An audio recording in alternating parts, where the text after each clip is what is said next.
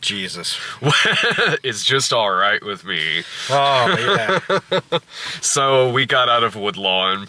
I made the joke on Twitter when I put up the picture that was something like... It's really hard telling you this right to your face, but missed out on Crimson Peak, but here for Woodlawn. I said something like, Dave said he missed Crimson Peak, but don't worry, we got Woodlawn. Fucking... This is the down part of fucking working out of town right now. Yeah. I'm only in Springfield every other week right now. Because I have this job, and fucking... I'm missing out. Like, my schedule is perfectly set to miss all the movies I want to see. But, of course, Woodlawn's playing as soon as I get. Hey, Dave, you want to go see Woodlawn? It is the undeniable true story. It's undeniable. As it literally says on the little thing.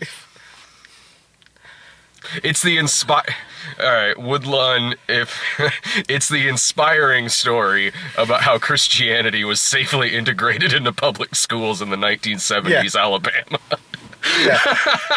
Yeah.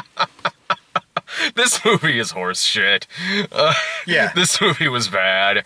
But, okay. I mean, as far as these Christian movies go, it is, probably the least offensive and harmful one I think I've seen, but at the same time, it's just, what they did was they took all this Jesus shit and they just kind of shoehorned it into what would have been a palatable but not great high school football movie. This is two movies. Like, throughout this whole thing, I couldn't tell what this was supposed to be about. Yeah. Like, I really fucking couldn't, because it felt like it's this story about the first African-American star quarterback at this Alabama school in the early 1970s after integration, but Pure Flix made it, so half of the movie is about the more touching story about how segregation in the South has made these two competing white coaches become better Christians.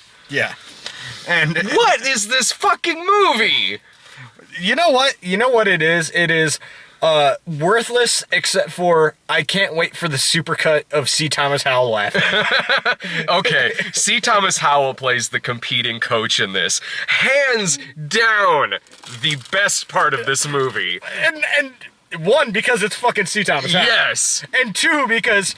C. Thomas Howell obviously does not give a fuck. No, He's Nick Caging the shit out of this. Yes, C. Thomas Howell decided to play the competing coach as the Joker.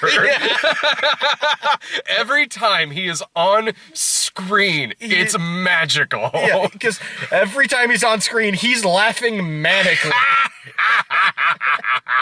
The first time you see him, he walks into this barbecue shack and is like taunting the main coach, like, come on, you can't beat my team. And then he sits down and like starts mock praying, like, and then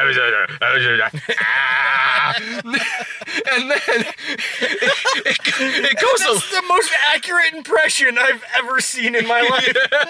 That is C. Thomas Howell in this movie. And then it goes about a half an hour before it shows him again, and I'm sitting there like, I hope to God he's in this movie again. And he is, because when they have like halfway through, when his team is facing off against the Woodlawn team, he's over, like, it's like raining, and he's just taunting the other team's Christianity, like going, that's the angels crying on ya. Like, a little rain ain't gonna stop this holy ceremony. And then he gets converted, and he's still laughing manically. And he's still an asshole. Yeah. He's like, I guess it wouldn't be very Christian to steal your playbook. So, yeah, okay. Like, he's like, yeah, let's pray. I could watch 2 hours of C. Thomas Howell taunting opposing football teams. With this wonderful, affected Southern accent. Yes. C. Thomas Howell every line he has, every look he has on his face, it's like he knows what kind of movie this is. It's like watching Seth Green in The Identical. Like, C. Thomas Howell is more over the top than Seth Green was, but still, it's like this person knows what kind of movie this is. And he's like, God, what? Oh, okay, so, when his team, C. Thomas Howell's team, then converts, he has another barbecue rib meeting with the main coach in the movie, and he says something like, man, I thought all this Jesus stuff was gonna make my players weaker, but then I went to church and was crying like a little baby, so I'm here to say I'm sorry. Whew, got that over with.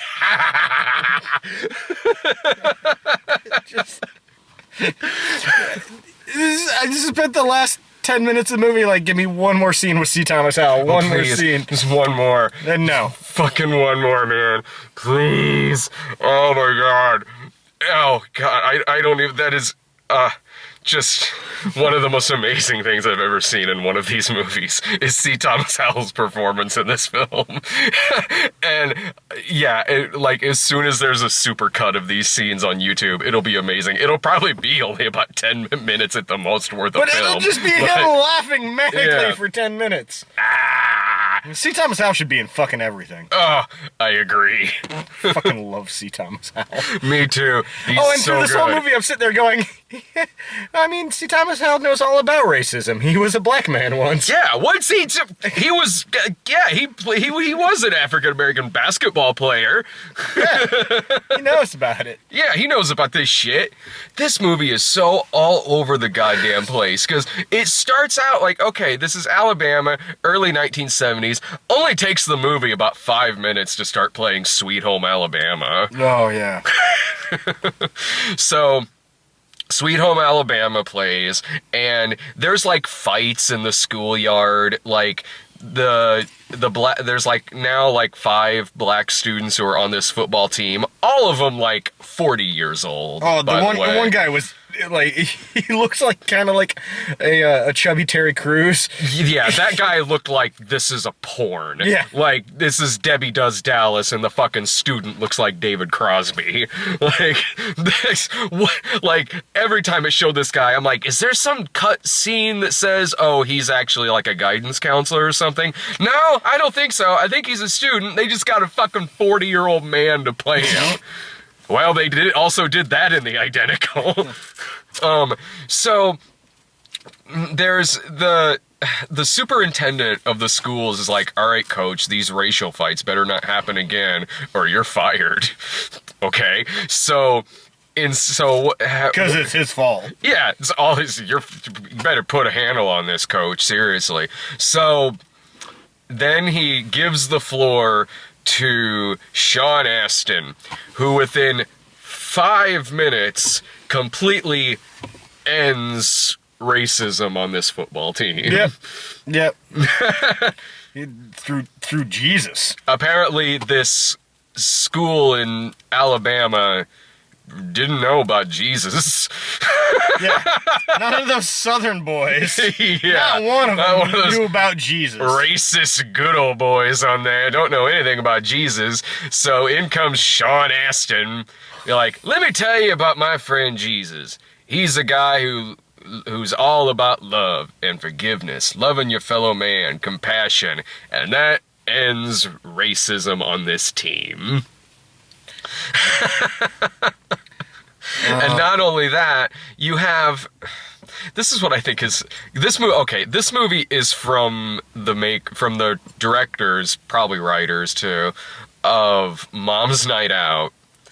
It's not as offensive as Mom's Night Out. No, not nearly. But this movie still, is about as sensitive to or in touch with racial discrimination as Mom's Night Out was with postpartum depression. Yeah, no, it was very much like, well, that's not true.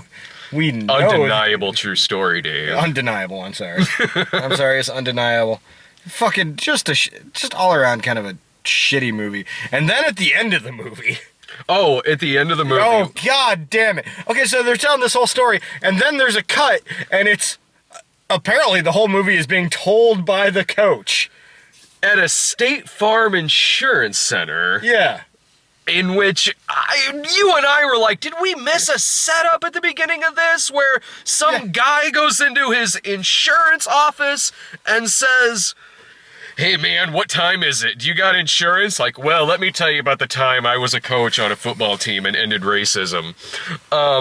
Okay, so this whole story is being told to some, like, hipster-looking guy in this insurance building, and then at the end, the guy says to the coach, the former coach, because he's not a coach anymore at this point. So he says to the former coach, like, so was this a miracle? And the coach is like, absolutely, you're looking at a miracle, son. And I'm like, this is the offensive thing about this movie. Like, the real hardship of this film is not this, you know, the fact that this young black student is getting his uniform burned in effigy on his front lawn, or any of these threats, or threats of violence, threats towards his life, or anything like that. But the real miracle is the fact that this coach could finally openly come out as a Christian in Alabama, under Governor George Wallace. You know, through this whole, you know, towards the end too, his job gets threatened because he let a fucking evangelist speak at a school function. And when it makes the superintendent of schools seem like the bad guy because he's like, you can't do that. Which you can't do that. You get fired for that. It's against the fucking law. Yeah, like, they make the superintendent and also one of the other dads, they make you really not root for them because of, well, there's that, but also they do make them horribly racist. So that way, when the coach is in this meeting about this, he gets to play the race card. Yeah. He gets to say, you're just doing this because I've got black students on my team. It's like, no, motherfucker, separation of church and state. Like, no. You do your Christian shit off school property. Something was working. It did end racism at this school. It did.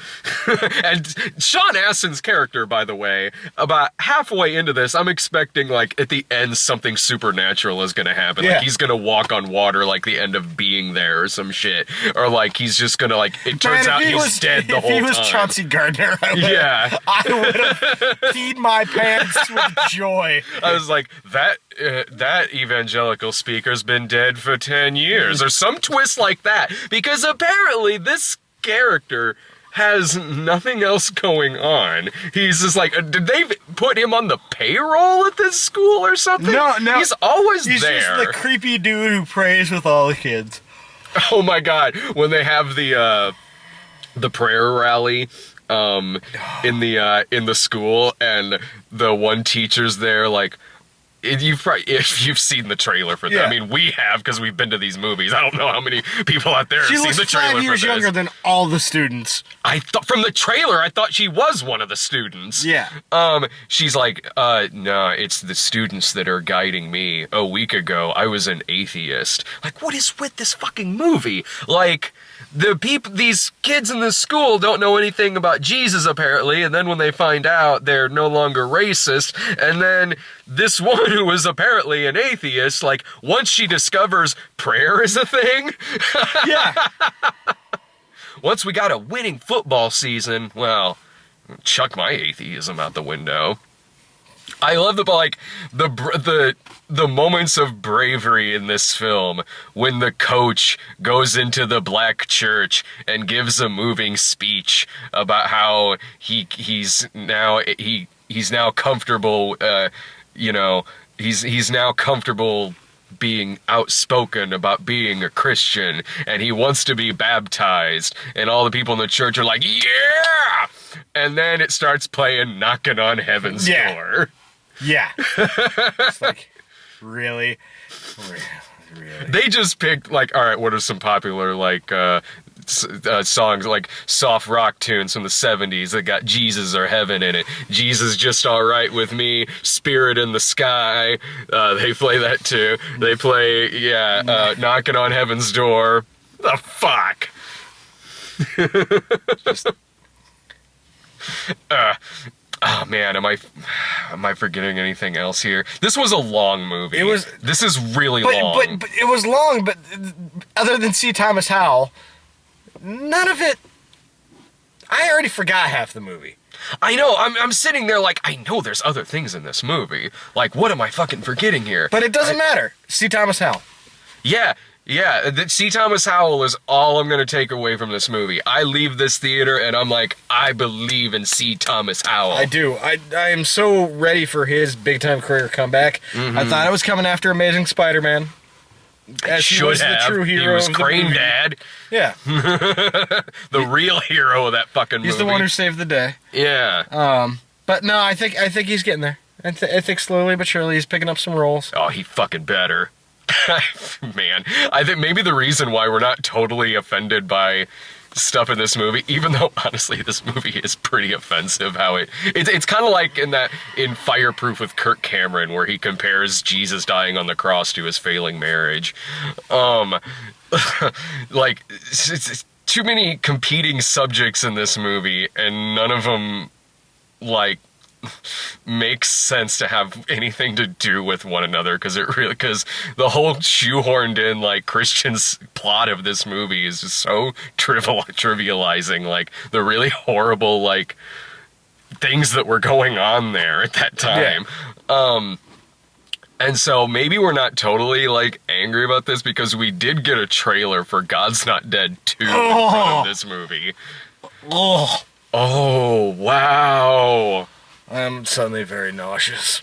They got a who's who in this fucking movie, man. Starring Melissa Joan Hart, one of the Duck Dynasty daughters.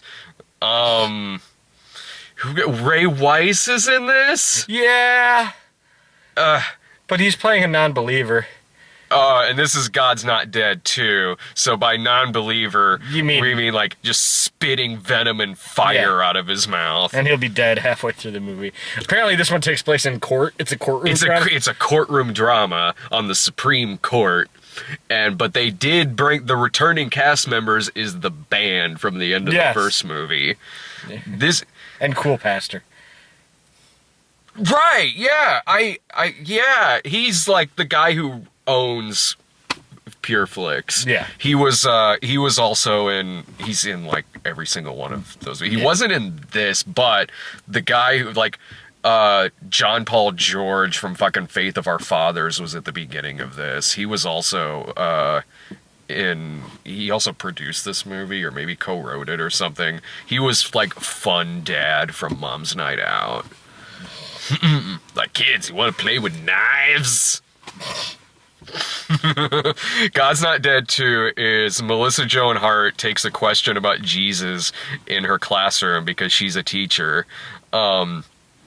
which then leads to like a Supreme Court case about, it's like this movie we just saw where like, man, like there is a separation between fucking Christ. Apparently I'm the bad guy for noticing this. Yeah.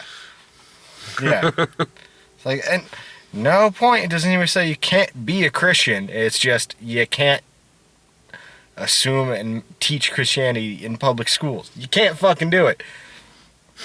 And it didn't even... It's not a bad thing. It's fucking... It didn't even look like she was even... From the trailer, it was just like a student raised her hand and said, isn't that kind of like what Jesus said? And then Melissa Joan Hart's like, oh, yeah. I mean, I'm sure there's more to it when you actually see the movie, but from the trailer, that looks like, well, we found the worst film of next year. Yeah. It's a rabbit. Yeah. It's infinitely more fascinating than the movie we just saw. Yeah, that's the most ADD thing I've ever said in these videos. So this movie, like, of the Pure Flix movies, it's reasonably well acted. Like, it's competently filmed. Yeah, I mean, poorly written. Well, yeah. A lot of weird hanging plot threads that have no purpose even being there in the first place, like... Because they're not really followed up on, like Nat X showing up in this movie about halfway through it. and he drops out of the movie because he calls the main football player an Uncle Tom, and it's like, okay, is this character going to be coming back or something? No, he doesn't. There's like a relationship subplot with him and his girlfriend, which if the movie was solely just kind of about the football player, that would be perfectly fine, but it's just one of about 50 plots in this movie. Yeah. I got nothing else, man. This is just awful. No, yeah, me neither. This was really bad. I've seen, like, War Room was a million times worse. Oh yeah, I mean, as far as the Christian movies go, this was one of the better ones. But at the same time, like, this one was just so unremarkable in every way that it just, besides C. Thomas Howell, just nothing about this is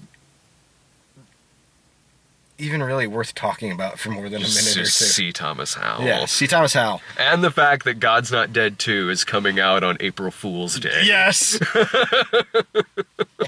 Coming April 1st. Fucking really? Thank God this movie doesn't really exist. It's just a cruel fucking joke like all these fucking movies. Man, when they make God's Not Dead 3, we gotta go get parts. God's we gotta Not find Dead out. 3D. We gotta find out and go get parts in the movie. Oh man, I would love that. I would see Thomas Howell the shit out of that. Just to be in the background and be like, Jesus. Alright. Next week I think is like, it's like 5 movies next week. But like there's like Paranormal Activity and like Last Witch Hunter and Gem and the Holograms and I don't know. Some of those will get watched. Bye. We are going to see some Back to the Future. Oh yeah, we are. They're on October 21st. They're showing all 3 of the Back to the Future movies, so we're watching the shit out of that. And then we'll talk about them for way too long. Oh Lord, yeah, like we do all these movies. Yes. See it.